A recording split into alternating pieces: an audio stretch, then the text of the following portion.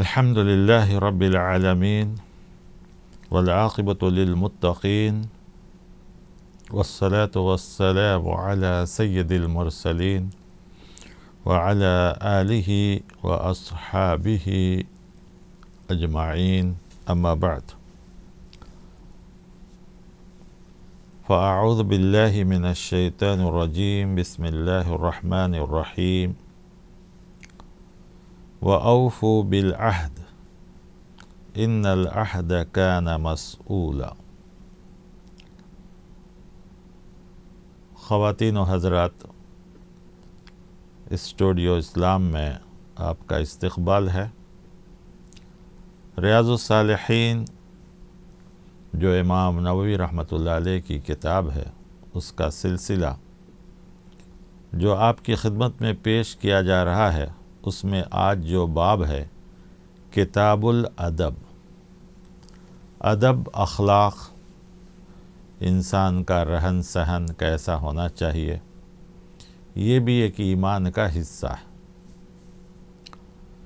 کہا جاتا ہے کہ جس انسان کے اندر ادب اور اخلاق نہیں، وہ انسان اپنا سب کچھ کھو دیتا ہے، سب کچھ برباد کر دیتا ہے۔ انسان کو پہچانا ہی جاتا ہے اس کے ادب اور اخلاق سے۔ ایک انسان کے اندر سب کچھ ہو، دولت ہو، صلاحیت ہو، سب کچھ ہو، لیکن ادب اور اخلاق اس کے اندر نہیں ہے تو سوسائٹی میں، معاشرے میں اس کی کوئی عزت، کوئی حیثیت نہیں ہوتی۔ تو ادب میں کیا کیا چیزیں آتی ہیں؟ ادب اور اخلاق میں بہت سی چیزیں آتی ہیں۔ امام نووی رحمۃ اللہ علیہ نے جو سب سے پہلی چیز ادب میں لایا ہے وہ ہے حیا۔ انسان کے اندر حیا ہونا بہت ضروری ہے۔ حیا اتنا اہم ہے کہ حضرت ابو ہریرہ رضی اللہ تعالیٰ عنہ سے روایت ہے، وہ کہتے ہیں ان رسول اللہ صلی اللہ علیہ وسلم قال، کہ رسول اللہ صلی اللہ علیہ وسلم فرماتے ہیں الایمان بضع و سبعون، ایمان 70 سے زیادہ چیزوں کا نام ہے، یعنی کچھ 70 سے زیادہ ایسے کام ہیں جو ایمان کا حصہ ہے۔ وہ کرنے سے ایمان بڑھتا ہے، نہ کرنے سے ایمان گھٹتا ہے۔ تو اس میں سے سب سے افضل، فافضلها، سب سے بہتر، سب سے افضل، سب سے بڑی چیز قول لا الہ الا اللہ، لا الہ الا اللہ کہنا یعنی ایمان لانا۔ وَأَدْنَاهَا، اور سب سے آخری چیز اماطۃ الاذی عن الطریق، راستے سے تکلیف دہ چیز کو ہٹانا۔ وَالْحَيَاءُ شُعْبَةٌ مِّنَ الْإِيمَانِ، اور آپ صلی اللہ علیہ وسلم فرماتے ہیں کہ حیا ایمان کی ایک شاخ ہے، یہ بھی ایمان کا ایک حصہ ہے۔ اگر ایمان کو ایک درخت سے سمجھایا جائے تو جو تنا ہوتا ہے، جس کے وہ جڑ سے اوپر، زمین سے اوپر ہوتا ہے، اور اسی میں ڈالیاں نکلتی ہیں، تو اس کی مثال ایمان کی ہے۔ اور اس سے جو ڈالیاں نکلتی، پھر ڈالیوں میں سے ڈالیاں نکلتی ہیں، اس کی مثال ایمان کی دوسری چیزیں ہیں۔ لیکن حیا کو آپ صلی اللہ علیہ وسلم اہمیت دے کر کریں، جیسے کہ ہم کسی کو کوئی چیز دیتے ہیں اور اس کے بعد ایک چیز ہوتی ہے جو خاص کر بلا کر یا کسی خاص جگہ پہ رکھا جاتا ہے، گویا ہم اس کی اہمیت دیتے ہیں۔ اسی طرح آپ صلی اللہ علیہ وسلم ایمان کو سب سے پہلا درجہ دیا، راستے سے تکلیف دہ چیز کو ہٹانا سب سے آخری درجہ دیا، اور بتایا کہ حیا یہ ایمان کا حصہ ہے۔ گویا آپ صلی اللہ علیہ وسلم اس کو خصوصیت کے ساتھ بیان کر کے اس کی اہمیت بتلا رہے ہیں۔ دوسری روایت میں آیا ہے کہ الحیاء خیر کلہ لا یاتی الا بخیر. ایک اور روایت کے اندر ہے جو مسلم شریف اور بخاری اور مسلم دونوں کے اندر ہے کہ حیا ہمیشہ انسان کے لیے بھلائی ہی لاتی ہے. اب یہ حیا کیا ہے؟ عام طور پر لوگ سمجھتے ہیں کہ حیا، پردہ، یہ سب صرف عورتوں کے لیے ہے، اور عورتوں کے لیے پردہ کا مطلب لوگ سمجھتے ہیں کہ بس برقع اور یہ اور وہ. نہیں، سب سے پہلی چیز حیا انسان کے آنکھ میں، دل میں ہونی چاہیے. اور حیا 3 چیزوں سے ہونی چاہیے. اللہ سے حیا کہ اللہ نے جن چیزوں کو دیکھنے کا حکم دیا ہے وہ دیکھیں. الحیاء من الناس، بہت سے وقت میں آدمی اللہ سے نہیں ڈرتا لیکن لوگوں کے ڈر سے گناہوں کو چھوڑتے ہیں. تو لوگوں کا ڈر بھی ہونا چاہیے کہ لوگ کیا کہیں گے، سوسائٹی، معاشرے میں ہم کو کیسے جینا ہے. تو ہر وہ کام جو معاشرے میں برا سمجھا جاتا ہے اس سے دور رہنا اپنے آپ کو، یہ بھی حیا ہے. پھر اس کے بعد کہا گیا الحیاء من البطن، پیٹ سے حیا. پیٹ سے حیا کا مطلب کیا ہے؟ کہ پیٹ بھرنے کی جگہ نہیں ہے کہ جو چاہے حلال حرام کی ہم تمیز نہ کریں، جو چاہے بھر لیں.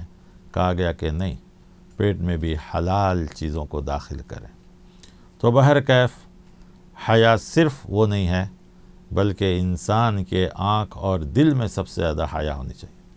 پیارے نبی صلی اللہ علیہ وسلم کے بارے میں آیا ہے کان رسول اللہ صلی اللہ علیہ وسلم اشد حیاء من العذراء فی حجرها، کہ آپ صلی اللہ علیہ وسلم پردہ نشیں کنواری لڑکی سے بھی زیادہ حیادار تھے. اور وہ بھی یہ پردہ نشیں کنواری کون سی؟ آج کل کی نہیں، پرانے زمانے میں گوشے میں رہنے والے پردہ نشیں کنواری، ان کو جو ہے کہا جاتا تھا. آپ صلی اللہ علیہ وسلم جب کسی ناپسند چیز کو دیکھتے اپنا چہرہ ادھر سے گھما لیتے، اور آپ کے چہرے میں اس غلط چیز کے تعلق سے آپ کے چہرے میں ناگواری ظاہر ہوتی، ناپسندیدگی ظاہر ہوتی، برا خیال کرتے. آپ دیکھنے والا اچھا معلوم کر لیتا کہ آپ صلی اللہ علیہ وسلم ان چیزوں کو پسند نہیں کر رہے. تو لہذا ہمیں بھی چاہیے کہ ہمارے ادب اور اخلاق میں سے سب سے پہلی چیز حیا ہے. ادب اور اخلاق میں امام نووی رحمۃ اللہ علیہ ایک اور چیز کو لاتے ہیں، وہ ہے راز کی بات کی حفاظت کرنا. راز، 2 دوست، 2 رشتہ دار، 2 بزنس مین، حتیٰ کہ میاں بیوی یا کوئی بھی عام انسان دوسرے انسان سے مشورہ کرتا ہے اور وہ اس کو مشورہ ایک راز کے طور پہ بتاتا ہے، تو ان ساری چیزوں کو راز سمجھنا چاہیے اور راز میں رکھنا چاہیے. حدیث ہے جس کے راوی حضرت ابو سعید خدری رضی اللہ تعالیٰ عنہ کہتے ہیں قال رسول اللہ صلی اللہ علیہ وسلم ان من اشر الناس عند اللہ منزلۃ یوم القیامہ، قیامت کے دن سب سے بدتر مرتبے والا وہ شخص ہوگا، یعنی سب سے بدتر انسان وہ ہوگا جس کے ساتھ برا سلوک کیا جائے گا. وہ یہ کہ الرجل یفضی الی المرأة وتفضی الیہ ثم ینشر سرها.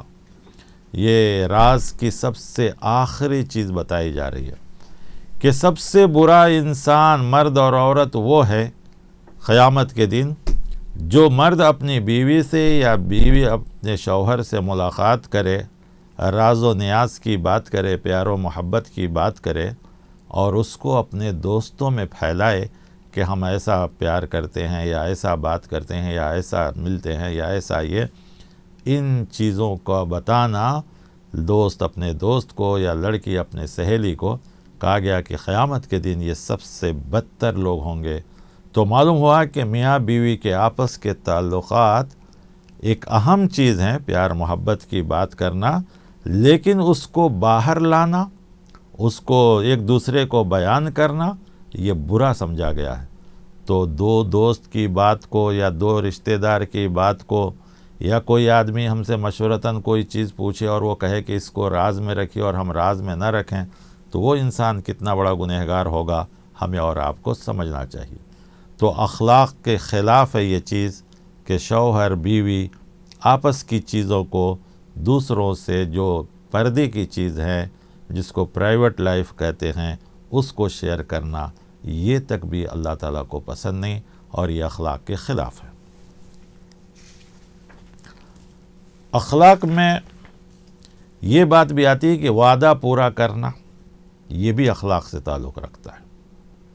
وعدے کو پورا کرنا، جو بھی وعدہ کریں، چھوٹا ہو بڑا ہو، جو بھی وعدہ ہو پورا کرے تو اس کو نبھانا چاہیے، اور اگر ہمارے طاقت میں نہیں ہے تو ایسے وعدے نہیں کرنے چاہیے۔ پہلی حدیث حضرت ابو ہریرہ رضی اللہ عنہ کی ہے۔ رسول اللہ صلی اللہ علیہ وسلم فرماتے ہیں، آیت المنافقی ثلاث۔ منافق آپ جانتے ہیں ہپوکریٹ، بہت بڑا گناہ، بہت بڑی سزا ہے آخرت کی ان کے اندر۔ تو کہا گیا کہ منافق کی 3 علامتیں، یہ عادات و اطوار کے منافق ہیں۔ ایمان میں نفاق کہا جاتا ہے کہ صرف زبان سے کلمہ پڑھا، نہ دل میں اس کی اہمیت رہی، محبت رہی، اور نہ عمل سے اس کا اظہار کیا۔ اگر کبھی عمل کیا بھی تو دیکھا کہ دین میں فائدہ ہے تو عمل کیا، اور دنیا میں فائدہ ہے تو دنیا میں عمل کیا۔ تو یہ عمل کا منافق، ایمان کا منافق، دونوں میں تھوڑا سا فرق ہے۔ تو یہ جو حدیث بیان کی جا رہی ہے کہ منافق کی 3 نشانی ہیں، یہ عادات میں ان کے جو عادت اور اطوار ہیں اس کی مثال بیان کی جا رہی ہے۔ سب سے پہلی مثال، اذا حدث کذب، کہ جب بھی وہ بات کرے تو جھوٹ بولے۔ تو یہ چیز آئی جھوٹ، یہ بھی منافق کی نشانی۔ وَإِذَا وَعَدَ أَخْلَفَ، اور جب وعدہ کرے تو وعدے کے خلاف کرے، گویا وعدہ خلاف کرنا یہ منافق کی نشانی ہے۔ تو وعدہ پورا کرنا یہ مومن کی نشانی ہے، ایمان والے کی نشانی ہے۔ وَإِذَا تُؤْمِنَ خَانَ، تیسری نشانی بتلائی گئی کہ جب امانت رکھی جائے تو خیانت کرے۔ ایک اور روایت میں جو متفق علیہ ہے، اس میں ایک اور روایت بتلائی گئی کہ وَإِذَا خَاصَمَ فَجَرَ، اور معمولی لڑائی میں گالی گلوچ پہ اتر آئے۔ یہ سب منافق کی نشانیاں بتلائی گئی۔ تو باب کے تعلق سے یہ رہا کہ جب وعدہ کرے تو وعدہ خلافی نہیں کرنا چاہیے، بلکہ وعدہ پورا کرنا چاہیے۔ وعدہ پورا کرنا انسان کے اخلاق میں سے ہے، انسان کے اچھے عادات میں سے ہیں، اور وعدہ خلافی کرنا یہ منافق کی نشانی ہے۔ ادب اور اخلاق میں انسان کے اندر یہ چیز بھی ہونی چاہیے کہ بھلائی کے جو بھی کام ہیں اس میں پابندی کرنی چاہیے، خواہ وہ چھوٹا ہو یا بڑا ہو۔ سب سے پہلے تو ان کی عادت لگانی چاہیے، اور جب عادت ہو جائے تو اس کی پابندی کرنی چاہیے۔ حضرت عبداللہ ابن عمر بن عاص رضی اللہ تعالیٰ عنہ راوی ہیں، یہ باپ بیٹے دونوں مسلمان تھے۔ تو کہتے ہیں کہ قال علی رسول اللہ صلی اللہ علیہ وسلم یا عبداللہ، آپ صلی اللہ علیہ وسلم نے ان سے کہا، اے عبداللہ، لا تکن مثل فلان، تم اس آدمی کی طرح نہ ہو جاؤ، کان یقوم اللیل فترک قیام اللیل، کہ وہ آدمی رات میں کھڑا ہوتا تھا، قیام کرتا تھا، یعنی تہجد پڑھتا تھا، اور اس کے بعد اس نے پھر چھوڑ دیا، تھوڑے دن کیا اور چھوڑ دیا۔ تو معلوم یہ ہوا کہ آدمی جو نیکی کا کام کرے وہ ہمیشہ کرنا چاہیے، یہ بھی انسان کے آداب و اخلاق میں سے ہے۔ آپ بھی دیکھیں گے معاشرے میں کچھ لوگ کام کرتے رہیں گے، اچھے کام پھر چھوڑ دیتے، تو لوگ خود ان کو کہتے ہیں ہاں بھائی بڑے بن گئے، یا ایسا ہو گیا ویسا ہو گیا۔ تو معلوم ہوا کہ آدمی کو اچھے کام، خواہ وہ تھوڑے ہی کیوں نہ ہو، ہمیشہ کرنا چاہیے۔ تو اچھے نیکی کے کاموں میں ہمیشگی کرنا یہ بھی عادات و اطوار میں سے ہے، اخلاق میں سے ہے۔ اسی طریقے سے جب ہم کسی سے ملتے ہیں، ملاقات کرتے ہیں، تو اس وقت آدمی کو اچھی بات کرنی چاہیے، اور سامنے والے کے سامنے عاجزی، نرمی، انکساری، محبت کے ساتھ پیش آنا چاہیے، کیونکہ یہ بھی انسان کے اخلاق میں سے ہے۔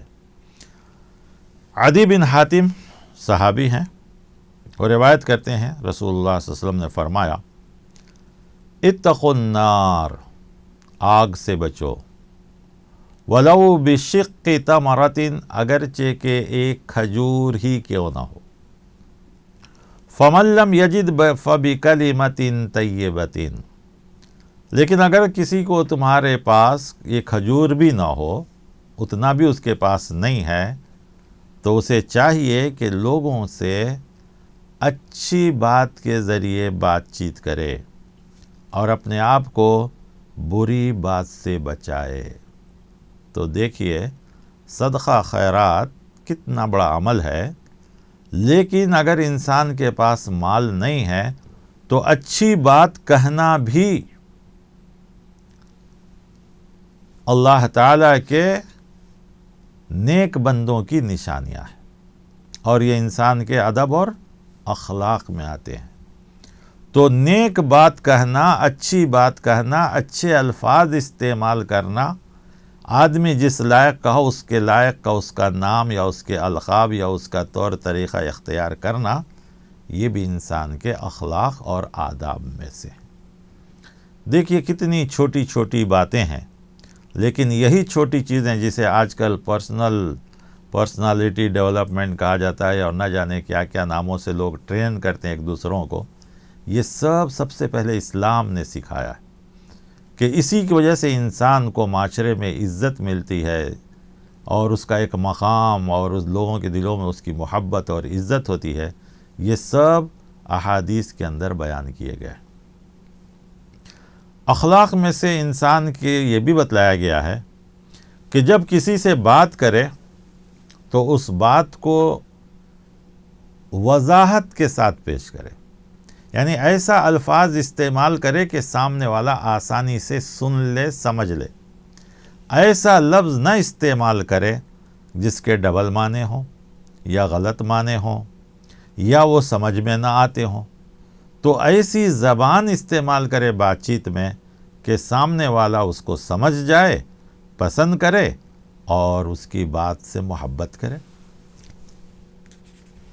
دیکھیے حدیث ہے، ام المومنین حضرت عائشہ صدیقہ رضی اللہ تعالیٰ عنہ راوی ہیں، وہ کہتی ہیں کان کلام رسول اللہ صلی اللہ علیہ وسلم کلاما فصلا یفہمہ کل من یسمعہ، کہ آپ صلی اللہ علیہ وسلم جب بات کرتے، گفتگو کرتے کسی سے، تو سب سے پہلی بات صاف الفاظ ہوتی، اوپن الفاظ ہوتے، واضح ہوتے، ملے جلے الفاظ نہیں، ڈبل میننگ کے الفاظ نہیں، مشکل الفاظ نہیں، صاف اور واضح الفاظ ہوتے جسے ہر سننے والا آسانی سے سمجھ لیتا۔ تو خاص کر تقریر وغیرہ کرنے والے، بیان کرنے والے، نصیحت کرنے والے، ان سبوں کے لیے اس میں بڑی نصیحت ہے کہ آدمی جب کسی کو نصیحت کرے، واز کرے، تو اپنی صلاحیت کا اس وقت نہیں دیکھنا چاہیے کہ میری زبان، میرے الفاظ ثقیل، مشکل، ایسا نہیں ہونی چاہیے، بلکہ سامنے والا جو الفاظ سمجھ سکتا ہے ایسے الفاظ میں گفتگو کرنی چاہیے۔ اس سے یہ بھی پتہ چلتا ہے کہ پڑھانے والے لوگوں کو بھی اپنے اسٹوڈنٹ کے لیول میں آ کر پڑھانا چاہیے، تاکہ بچے بھی ان سب چیزوں کو سمجھ سکیں اور ان کے سامنے وہ بات واضح ہو جائے۔ دین کی باتیں جب ہو رہی ہے تو ایک اخلاق میں یہ بھی ہے، خاص کر وہ لوگوں کو جو واعظ و نصیحت کرتے ہیں، کہ کیا وہ روزانہ واعظ و نصیحت کریں، ہمیشہ تقریر کریں، ہمیشہ واعظ و نصیحت کریں، بیان کریں؟ کہا گیا کہ نہیں، یہ بھی درست نہیں۔ اچھی بات بھی، اچھا کام بھی اس وقت نہیں کرنا چاہیے جس وقت لوگ پسند نہ کریں یا لوگ اس سے بیزار ہو جائیں یا لوگ اس کو بور محسوس کریں۔ چھوٹی سی چیز ہو، چھوٹی تقریر ہو، چھوٹی باتیں ہوں، مختصر ہوں، یہ شریعت کے اندر اس کو بہتر کہا گیا ہے۔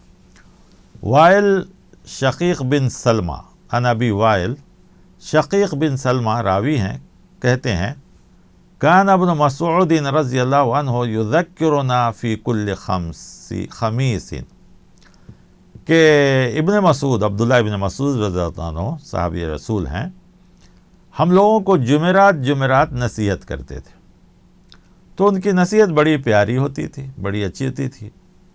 تو لوگوں نے ان سے خواہش ظاہر کی کہ آپ کا وعظ بڑا بہتر ہوتا ہے، کیوں نہ آپ روزانہ ہم کو وعظ فرمائیں. آپ نے کہا، یعنی عبداللہ ابن مسعود رضی اللہ عنہ نے، نہیں، میں اس لیے روزانہ وعظ نہیں کر سکتا تاکہ تم بیزار نہ ہو جاؤ، یا میری وعظ سے کسی کو بیزارگی نہ آئے، کیونکہ رسول اللہ صلی اللہ علیہ وسلم ہمارا خیال رکھتے تھے کہ ہم اکتا نہ جائیں، اسی لیے آپ کبھی کبھی وعظ کہتے تھے. دیکھیے کتنی اہم بات بتلائی گئی. دین کی بات بہت اہم چیز ہے، لیکن اہم چیز بھی کب ہمیں دینا ہے، کیسے دینا ہے، کس طریقے سے لوگوں تک پہنچانا ہے، یہ بھی بہت بڑی چیز ہے. کیونکہ اگر ہم نے غلط طریقے سے پہنچایا اور وہ آدمی دین سے بیزار ہو گیا تو اس کے گنہگار ہم ہوں گے، ہمیں اللہ کو جواب دینا پڑے گا، ہمیں اللہ کے پاس حساب و کتاب دینا پڑے گا. ساتھ ہی ساتھ اخلاق میں یہ چیز بھی بتایا گیا کہ آدمی کے اندر وقار اور سکینت ہونی چاہیے. وقار اور سکینت مطلب بات چیت کر رہا ہے تو ٹھہراؤ، راستے میں چل رہا ہے تو نرم طریقے سے، کسی کے ساتھ مل جل رہا ہے تو وہاں بھی انسان کے اندر عاجزی انکساری ہونی چاہیے. یہ سب چیزیں بھی انسان کے اخلاق میں سے ہیں.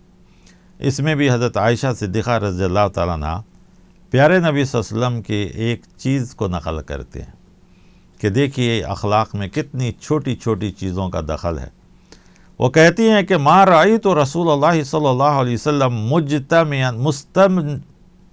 ما رأیت رسول اللہ صلی اللہ علیہ وسلم مستجمعا قط ضاحقا حتی ترى منه لحواته انما كان يتبسم. کہ آپ صلی اللہ علیہ وسلم مجلس میں ہوں یا اکیلے ہوں، گھر پر ہوں یا کہیں بھی ہو، اتنا زور سے نہیں ہنستے تھے کہ آپ کے پورے دانت دکھائی دیں. کبھی نہیں. جسے ہم بولتے ہیں نا ٹھٹھا مار کے ہنسنا، قہقہا مارنا، آپ صلی اللہ علیہ وسلم نے ایسا کبھی نہیں ہنسا، بلکہ انما کان یتبسم، آپ صلی اللہ علیہ وسلم صرف مسکراتے تھے. تو معلوم یہ ہوا کہ مجلس میں یا کہیں بھی اس طریقے سے انسان کرتا ہے تو وہ بھی ادب کے خلاف ہے، اور ادب کے خلاف اس کو مانا جاتا ہے. ادب کا تعلق اس چیز سے بھی ہے کہ اگر آپ نماز پڑھ رہے ہیں یا نماز کو جا رہے ہیں، حالانکہ نیکی کے کام کے لیے جا رہے ہیں، تو کیسے جانا چاہیے، اور نماز پڑھنی چاہیے تو کیسے پڑھنی چاہیے، سکون، اطمینان، یہ بھی جو ہے آداب میں سے ہیں. کہ مسجد جا رہے ہیں تو ہمیں کہا گیا کہ راستے کیسے ہونی چاہیے، راستے میں بھی کسی کو تکلیف نہ دیں. یہ نہیں کہ ہم نماز پڑھنے جا رہے ہیں تو کسی کو تکلیف دے سکتے ہیں، نہیں. مسجد میں کوئی آدمی پہلے سے نماز پڑھ رہا ہے تو ہمارے کسی حرکت سے اس کو تکلیف نہ ہو. یہ سب چیزیں. نماز کھڑی ہو گئی ہے تو اس کا مطلب ہی نہیں کہ ہم بھاگ کر، دوڑ کر، دھپڑ دھپڑ آواز کرتے ہوئے جائیں تاکہ دوسروں کو نماز میں خلل ہو. نہیں، ان سب چیزوں سے منع کیا گیا. دیکھیے حدیث حضرت ابو ہریرہ رضی اللہ عنہ راوی ہے، قال، کہتے ہیں، سمعت رسول اللہ صلی اللہ علیہ وسلم یقول، میں نے رسول اللہ صلی اللہ علیہ وسلم کو کہتے ہوئے سنا، اذا اقیمت الصلاۃ فلا تأتوها وانتم تسعون، جب نماز کھڑی ہو جائے اور تم بعد میں آ رہے ہو تو دوڑتے ہوئے مت آؤ. کہ نماز چلی گئی، نماز گئی، دوڑتے ہوئے نہ آؤ.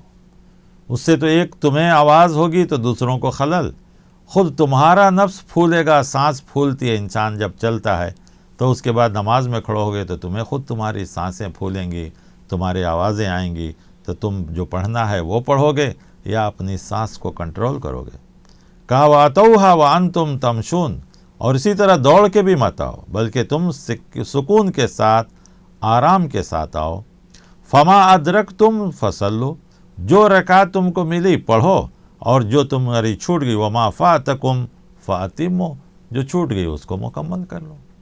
لہذا مسجد میں بھی نیک کام کے لیے ہم آ رہے ہیں، نیک جگہ میں ہم آ رہے ہیں، پاک جگہ میں آ رہے ہیں، لیکن اس کے بھی آداب و اخلاق ہمیں سکھلائے گئے، ہمیں بتلائے گئے. تو ہر جگہ ہمیں آداب و اخلاق کا خیال رکھنا چاہیے. اللہ تبارک و تعالیٰ سے دعا ہے کہ اللہ تبارک و تعالیٰ ہمیں اور آپ کو ان سب چھوٹی چھوٹی جو انسان کے اخلاق سے تعلق رکھتی ہیں اس پر ہم سب کو عمل کرنے کی توفیق عطا فرمائے. اللہ تعالیٰ ہم سب کو با اخلاق بنائے، با ادب بنائے، کیونکہ اخلاق بھی انسانوں کے دل میں بھی جگہ بناتی ہے، اور قیامت کے دن جب ہماری نیکیاں تولی جائیں گی تو اس میں سب سے زیادہ وزنی بھی ہوں گی، جیسا کہ دیگر حدیثوں میں آیا ہے. اللہ تعالیٰ ہم سب کو با اخلاق بنائے اور ہم سب کے اخلاق کو ایسا بنائے کہ جس سے انسانوں کے دل میں بھی محبت ہو، اللہ کے دل میں بھی ہمارا مقام اور مرتبہ بڑھے، دنیا میں بھی کامیاب ہوں، آخرت میں بھی کامیاب ہو. السلام علیکم ورحمۃ اللہ وبرکاتہ.